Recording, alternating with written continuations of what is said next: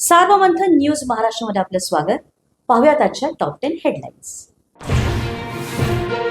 पहलगाममध्ये हल्ला करणाऱ्या तीनही दहशतवाद्यांचा ऑपरेशन महादेव मध्ये खात्मा. केंद्रीय गृहमंत्री अमित शहांची मोठी माहिती. तीनही दहशतवादी पाकिस्तानचा असल्याचा पुनरुच्चार.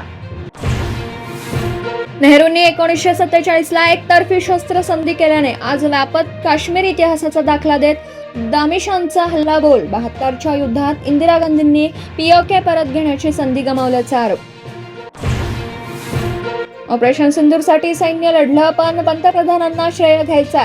प्रियांका गांधींचा हल्लाबोल. 261 हल्ल्यावेळी तत्कालीन गृहमंत्र्यांच्या राजीनाम्याची आठवण करून देत शहा हल्ल्यांची जबाबदारी घेण्याचं आवाहन.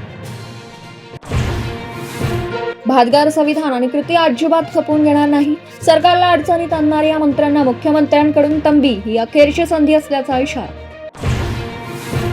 अजित पवारांसोबतच्या बैठकीत कोकाटकडून दिलगिरी व्यक्त. भविष्यात वादग्रस्त वक्तव्य करणार नसल्याची हमी. अजित पवारांच्या निर्णयाकडे लक्ष. कोकाट यांची मंत्रिमंडळ बैठकीला हजेरी.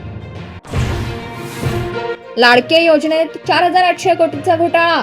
खासदार सुप्रिया सुळे यांचा आरोप. SIT मार्फत चौकशी करण्याची मागणी. इथे आदिती तटकरे नाहीत तर संपूर्ण सरकार जबाबदार असल्याची टीका.